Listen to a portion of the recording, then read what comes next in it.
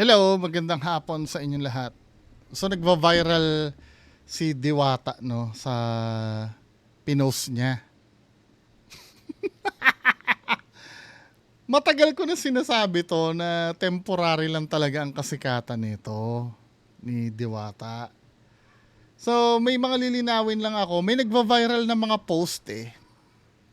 Katulad nito no. Yung umiiyak si Diwata ito. Ang sabi nila naiyak hindi naranasan ang una't huli niyang pagkatalo. Dahil hindi inaasahan pala ang una. Itong screenshot na to, video ito eh. Napanood ko na to dati, hindi ito sa eleksyon. Ito yung niregaluhan siya. Hinahanap ko ngayon original na video nito eh. Kalkalin niyo yung mga reaction video ko kay Diwata. Nareakan ko na to dati. Fake news ito. Hindi naman ito dahil hindi naman ito dahil natalo siya eh. Meron sa kanya yata nagregalo dyan na dahil birthday niya, parang yun yata yan eh. Kaya siya naiyak. Then merong yung kumakalat sa yung sa eroplano na hindi siya pinapansin. Fake news din daw yun eh. Kasi nag-live si Diwata, tinanggi ni Diwata na sinabi niya yun. Ewan ko sa kanya, no? Kung totoo na hindi totoo. Pero tinanggi niya yon.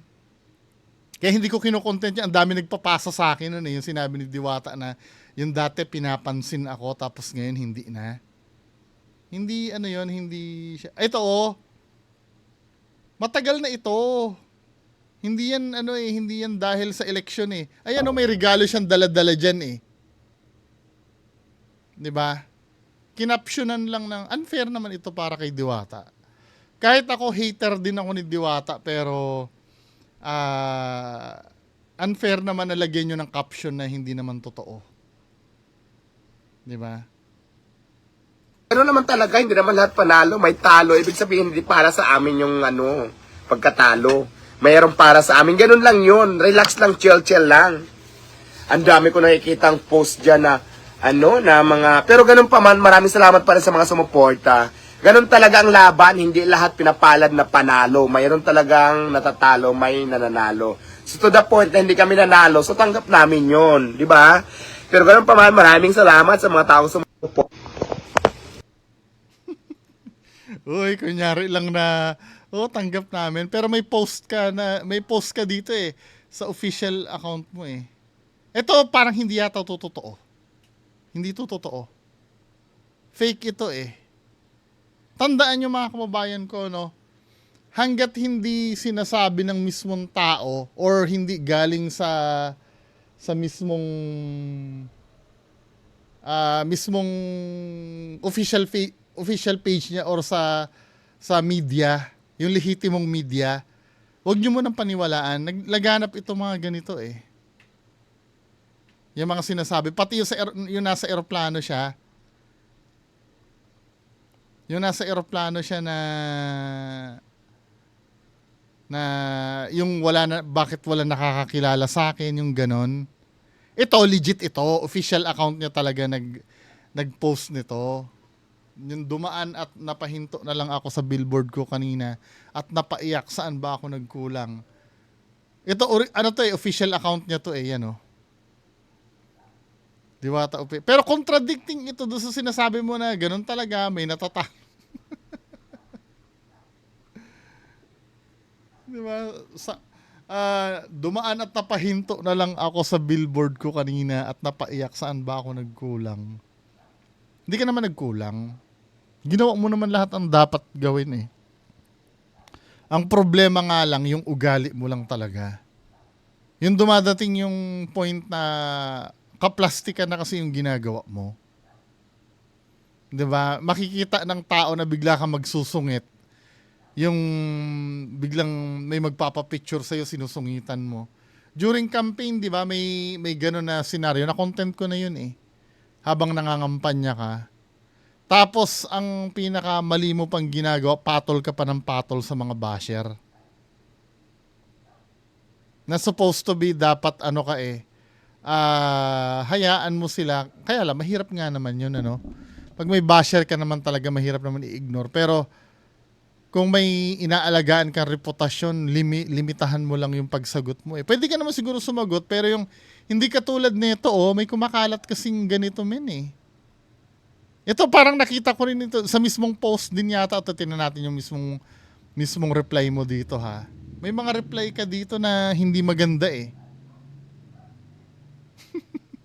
Mga comment nyo, pinaglaban ko kayo mga ka-vendors. Ang sakit, di ko matanggap.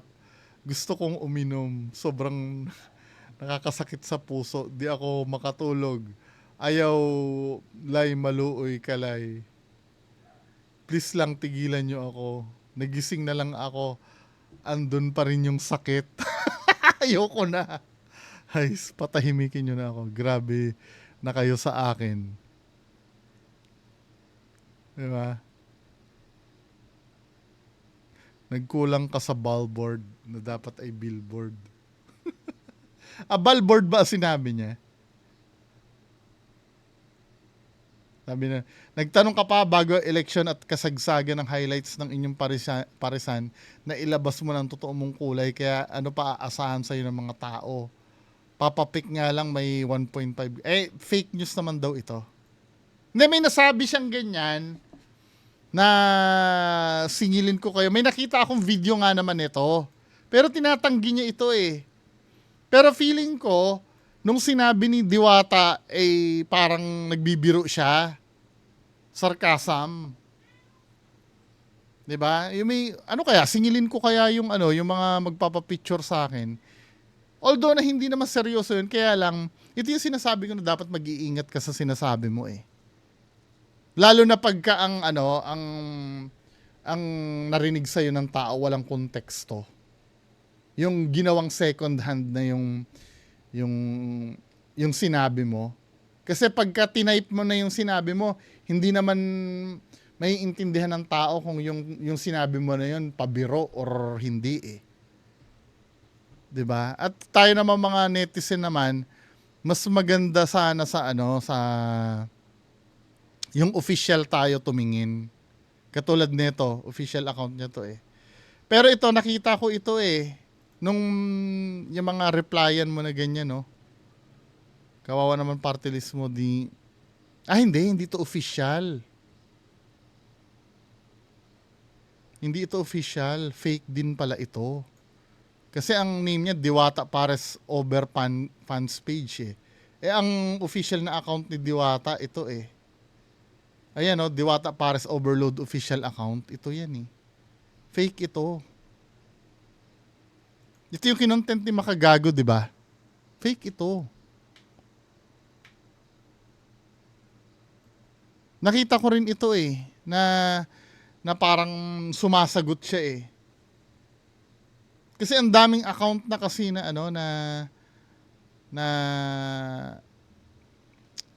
ang dami kasing live na parang ang daming page na akala mo official pero hindi naman sa kanya.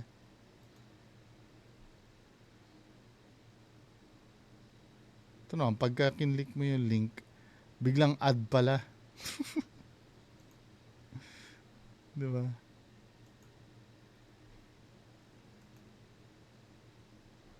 Hindi siya totoo. Pati itong iyak-iyak na to, hindi rin to totoo. Yung video niyan, ayan may hawak-hawak siya regalo. Birthday niya yan eh. Nung time na yan.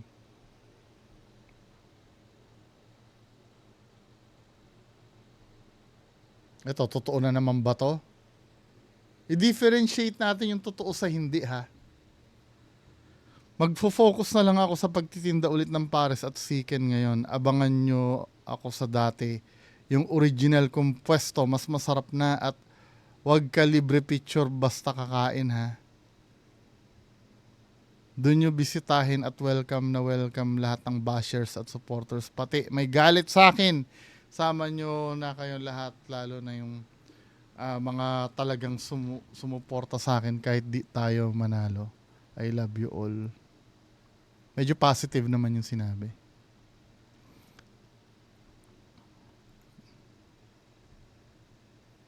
Ano tong sinasabi ni Diwata na to? Alvin, sa loob ng isang buwan sa kinikita dahil sa mga bashing nyo, 1.2 million.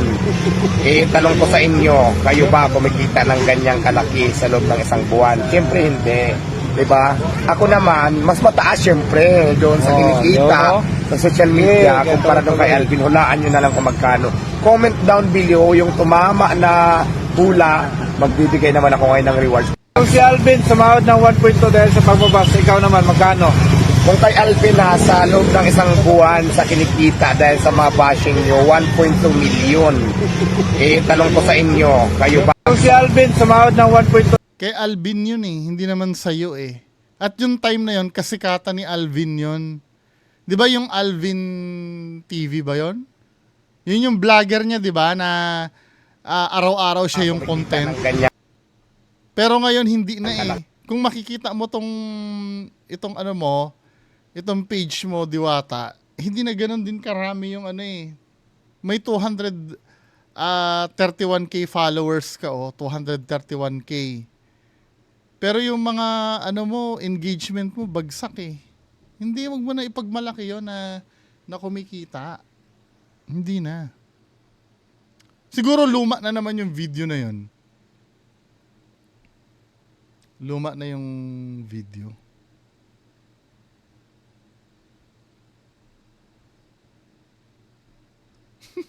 Sure na talaga may chance pa. Malabo men eh.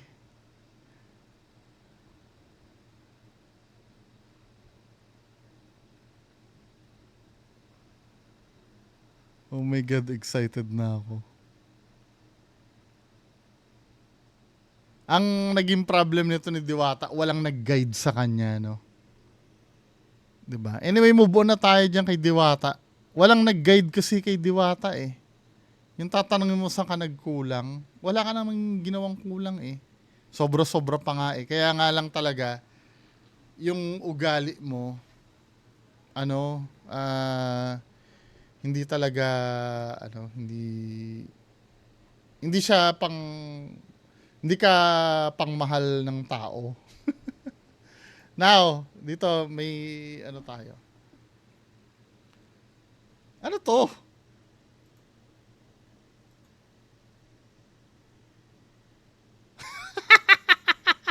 Nakalagay brown out halos 10 minuto na wala ng kuryente sa gitna ng press conference ng Department of Energy. Department of Energy nag-brown out. It might be easier, but we want to make sure that by having these discussions with the insurance companies, we'll be able to help. Department of Energy brown out. Doon sa sa The Publisher, may natatawa ako doon sa doon sa may yung ito para sa mga nagbibida-bida, no. Sa nagbibida-bida. Huwag yung gagawin to, mga kababayan ko. Saan na ba yun? Ito to.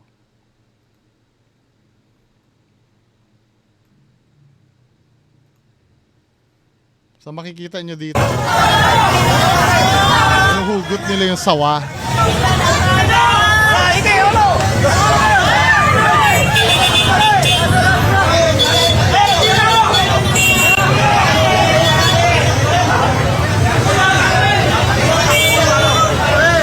Haba, no?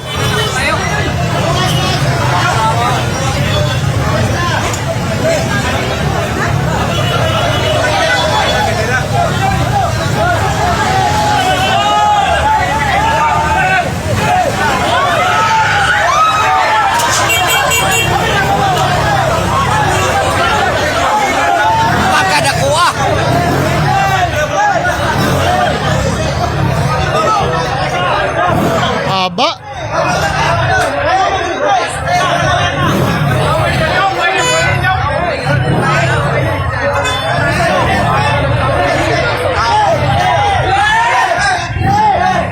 Pero bawal patayin yan, di ba? Mga nagbibideo pa eh. Yan na, yung ulo.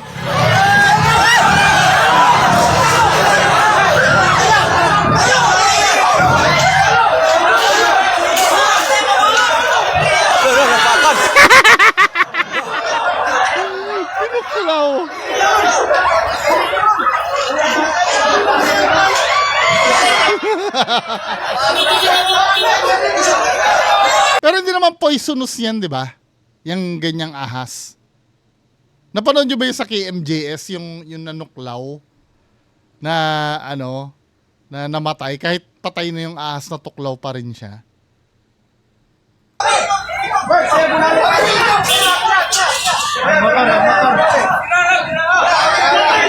Yun, nakuha din.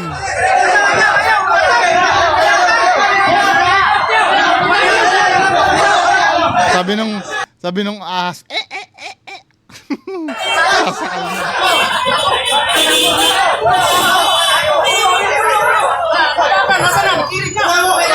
Kamusta na yung natuklaw?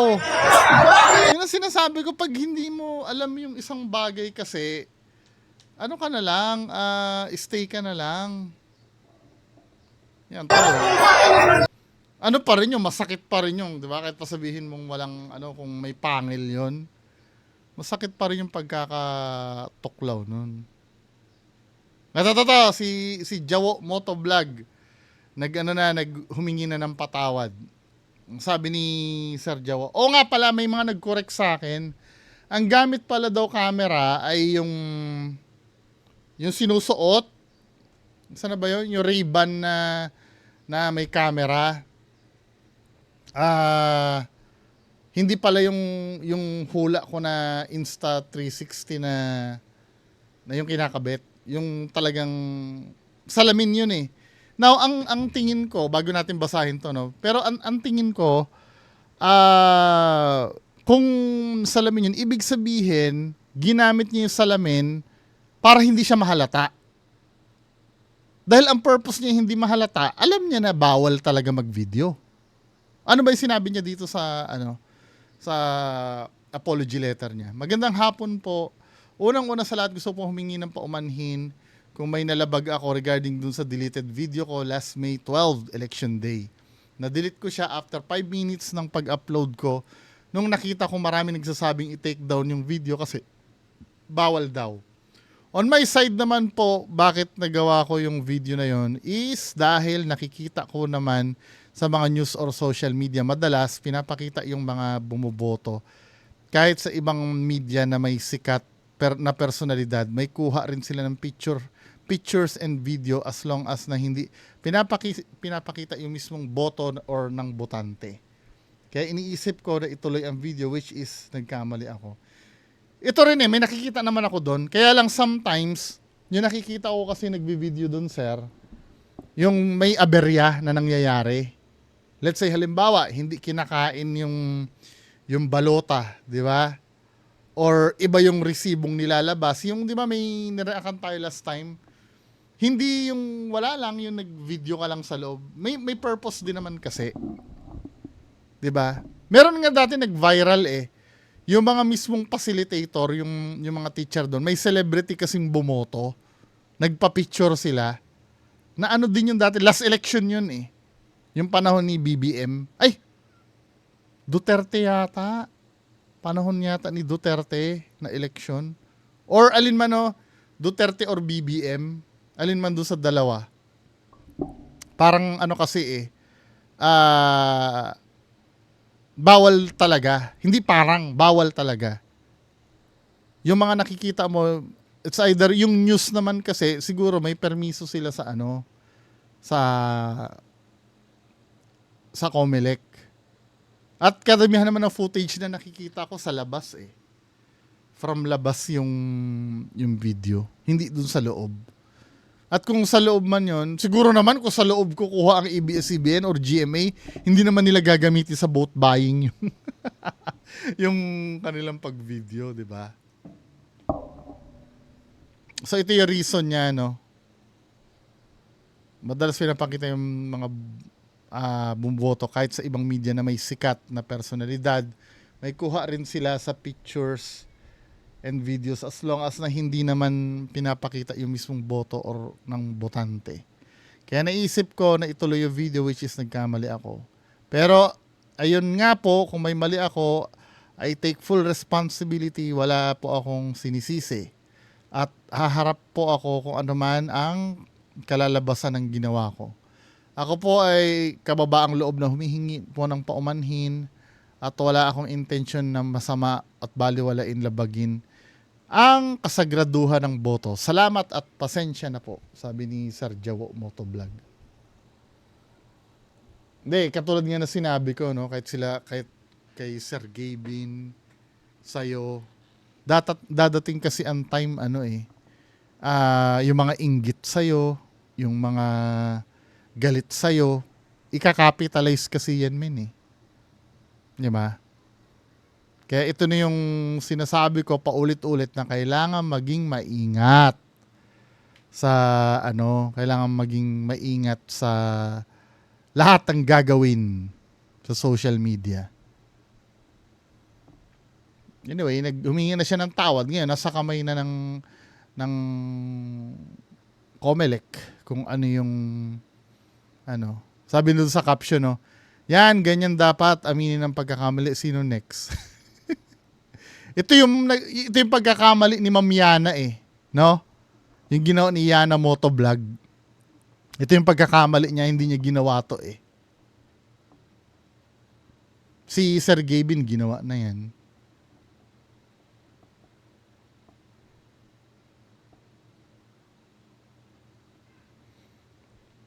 Ano to? Diba? Yan natin. Para makita nyo, yan. Follower ito mga totot. Ang lupit na nangyari sa kanya ng bakit. So hindi inaasahan pagkakataon, may warrant kami. Di ba? Yung warrant, kanino nakapangalan?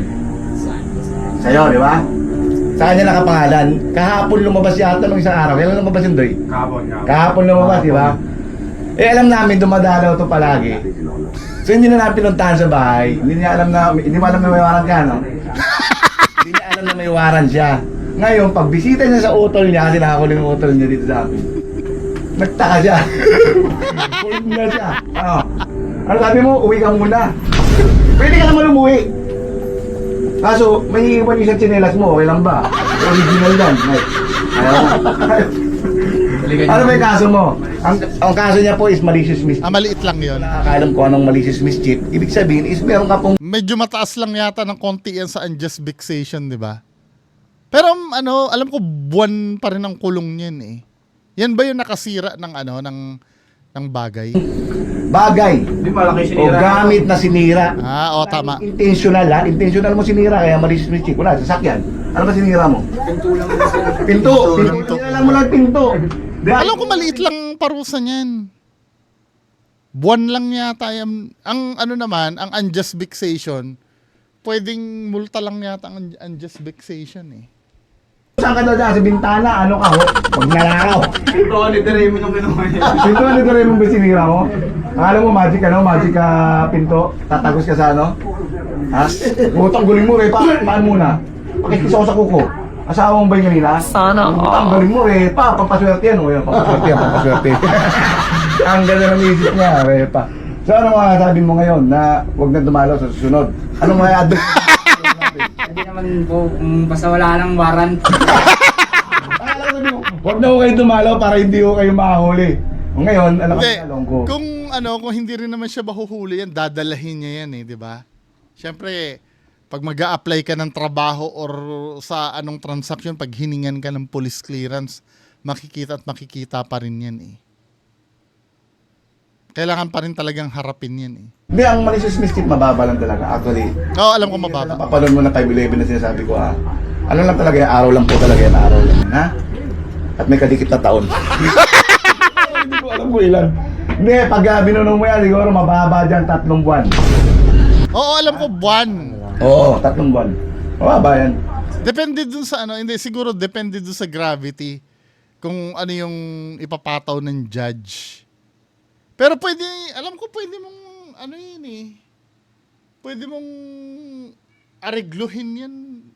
Pwede pa bang aregluhin yon pagka may warrant ka na? Alam ko pwede pang aregluhin yan, Yung parang gagawa na lang ng desistance yung yung inano mo.